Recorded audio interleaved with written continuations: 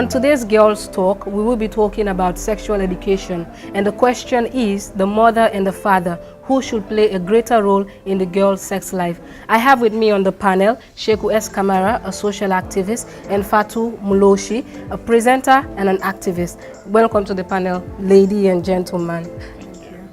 So Fatou Muloshi, can you please tell us the importance of girls' sexual education in the society? Thank you very much, Isatu. First of all, sex education in itself is gaining information, skills and motivation to be able to make healthy decisions about sex and education. And so we all know that the girl's biological anatomy is created in such a way that it's very delicate, and it's very, very important for girls themselves to know what is in their bodies and how these things function. You'll be surprised that most girls at the age of 16, 18 do not even know how their biological organ actually look like. The time that most of these girls actually know this is when they've become, most of the time, sexually active, or when most of these girls are exposed to these kind of things. And there's the time actually you realize that it would have been already too late.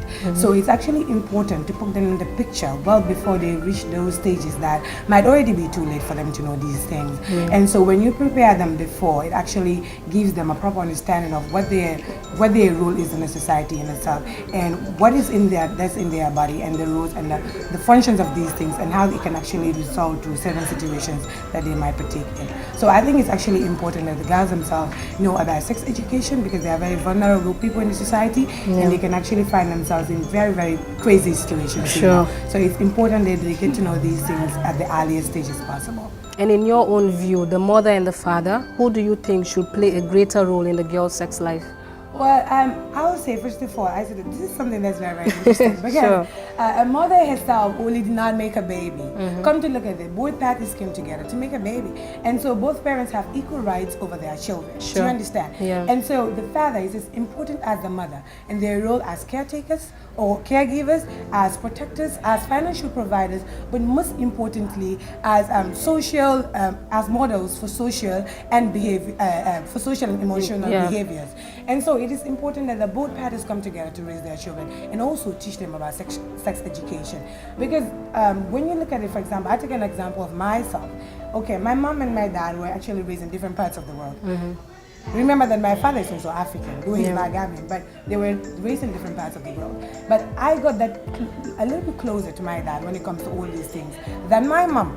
You understand? I don't know, for some reason my mom is actually shy to talk about these things, but my father will come and hold your hand and start talking about it. You see, but it also actually depends on the level of understanding of the parents.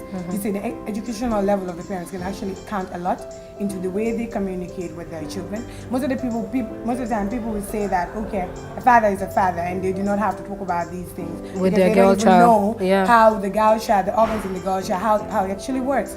But you'll be surprised that it is this same father who will sit with, his maids. They will talk about sex and actually make fun of it. But when it comes to talking to their girl child, they do not have the perfect totally another thing to use to inculcate these things in them.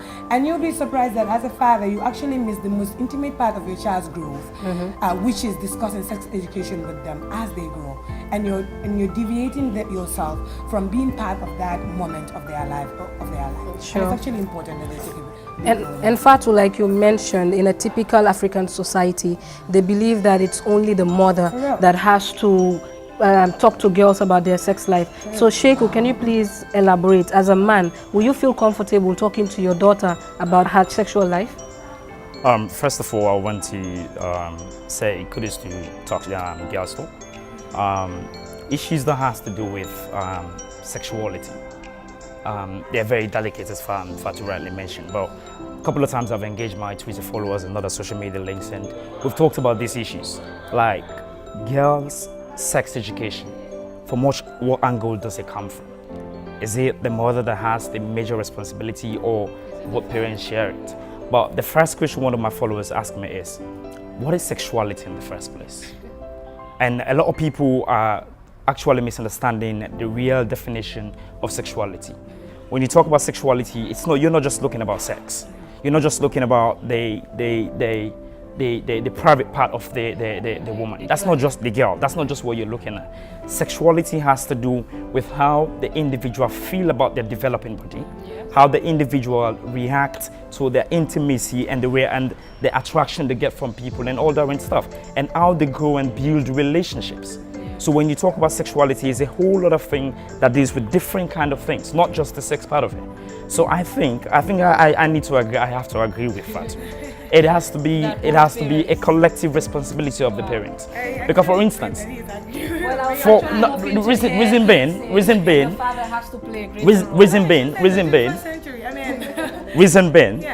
it doesn't just have to do with the mother, neither the father. And in most cases, it depends. For instance, if a child is growing up and living with a single parent and it happens to be the father, it is the responsibility of the father to teach that girl sexuality.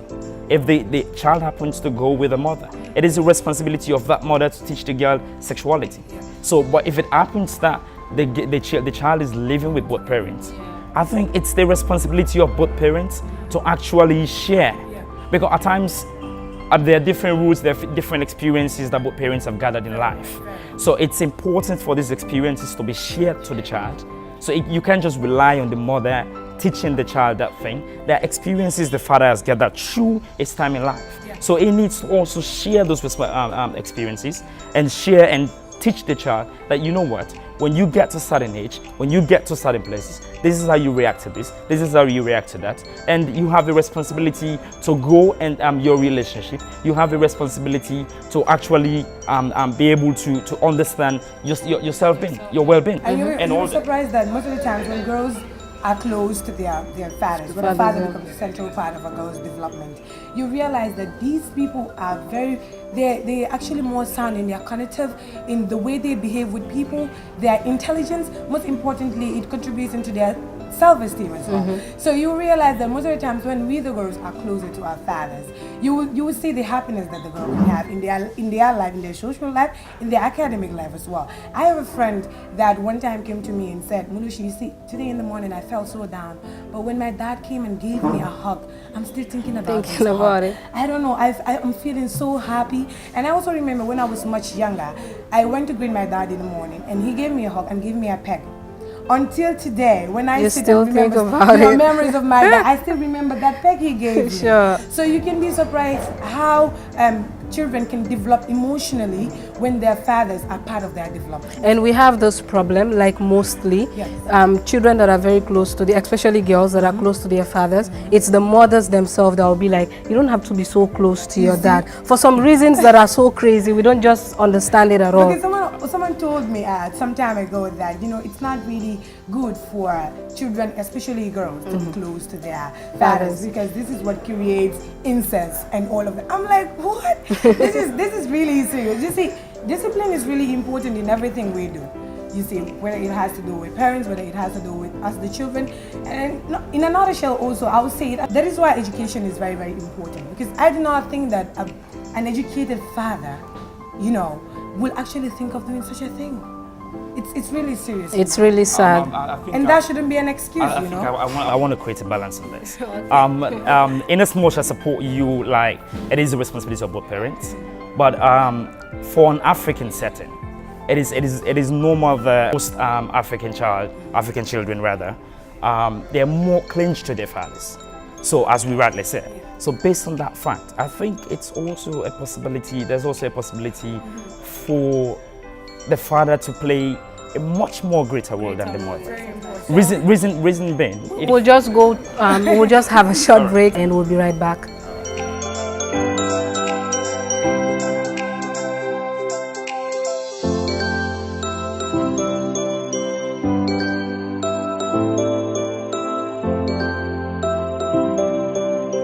Welcome back to the show. It has been a very, very interesting conversation, and I just don't want it to end with Fatou Muloshi and Sheku S. Kamara. So the culture of silence, I always insist on it. Like we have a society wherein parents, like even now we're saying that it's sex education, maybe the mother and the father has to talk to the girl child, but in Africa we don't see that.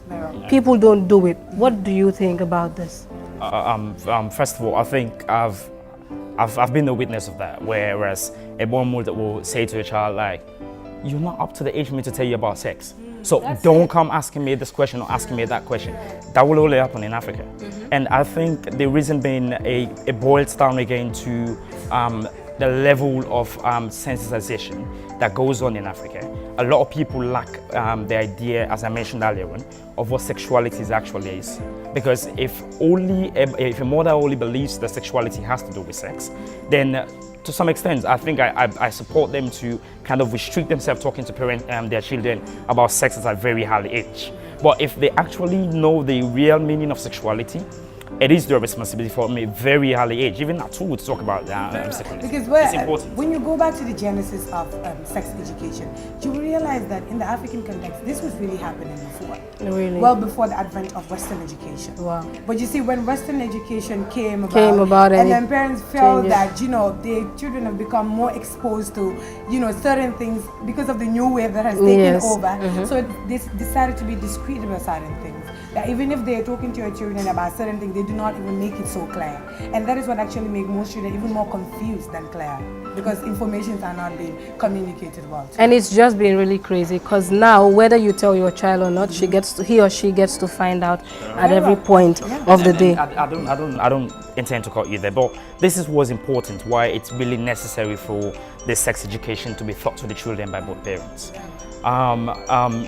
The thing with children, when you talk to them about certain things, you make them feel confident, you make them feel comfortable to be able to come and ask you anything so far that is affecting them in life. But if you restrict them, you say like, okay, it's not time for me to talk to you about this. You decide to like sit on your little corner and say, I'm not going to discuss it yet. I will wait until it gets to 12 or whatever it is. It gets to that point, the child will be like, even if something is happening with them that is really negative, if they've been assaulted or things like that is happening, they will not talk about it. They will not tell their parents. Children are actually sexually active even at the age of 13 or even 12.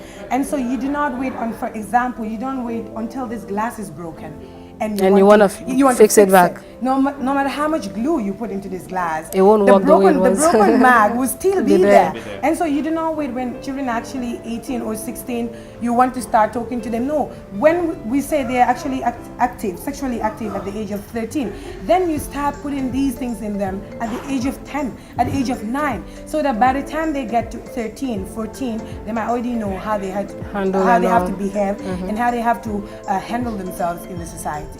And what do we have to say to the parents out there? If you're going to be telling your child that do not have sex or do not let anybody touch you there, why not tell the child why? So what's the message you want to pass out to the parents out there to change such a habit? First of all, I think I want to start with what sort of way does a parent talk to a child about sex education? That is really important, because if you come and start using some kind of words talking to a child about sex education, you're not educating them. You're actually sending them on the wrong direction. You need to get your language, let it be very simple, and you need to be honest with them and be plain with them. Don't start looking at things and trying to create a better picture of things that are not actually good. Try to make it look nice and all that and stuff. Let it be known to them. If it's black, let it be black. If it's blue, let it be blue. And don't shy to talk to your child about sex education. It's important. The child has a responsibility. If you don't tell the child that you have a responsibility to uphold and maintain a relationship that you're building for yourself, whatever intimacy or attraction you get from whatever, it is your responsibility to make sure these attractions or these intimacies, you're able to control them. If the child doesn't know that, they go off the line, they go off the way. So it is the responsibility of the parents. So you parents out there, it is your responsibility. Make sure that child know exactly what it's supposed to know at a very early age. Vera, it just takes me back to the Freudian theory that says that parents are the primary sex educators. Then you can talk about the school, and then you go into the society. Because when you go into the wider society, you realize that children have their friends, they have social media, and they get all kind of information from there. And so it's the role of the parent to sieve this information and give their children the opportunity to adapt to best practices. And so it is very, very important that parents communicate clearly, as he was saying. Remember, sex education is part of family life education. I remember my dad one time told me that, because he realized that his daughter was growing up, and then he was like, okay, now baby, when a guy or a man gives you money do not take it. And whenever you need money or whenever you need something, come and ask me. Come to me. Do not go to nowhere. But my dad, and I also didn't ask him why, but my dad also failed to tell me the reason why I should not take money from any man. He did not tell me that taking money from a man can make you indebted to him. He did not tell me that taking money from a man could be a way that a man is using that as a bait in making you do whatever he wants you to do. So before I realized that I was already 18, 16, you know, I might already do certain things that I didn't even know that could actually result to. So hadn't been my dad had told me at that early stage that the reason why money from a man, and he told me the reason why, I would have, you know, known the reason why and actually know how to handle myself in certain situations. This actually goes to every other girl that is out there, you know, and every other parent that is out there and that is listening. It is important that when we communicate to children, we make them clear about things rather than making them confused even the more. Yeah, you see. So this has been a very interesting conversation, and I'm really privileged to have Sheku Kamara and Fatou Muloshi on the show. Thank you so much for joining me. Thank you very much for watching the second episode of Girls Talk, and I've been your host, Isatu Bokum.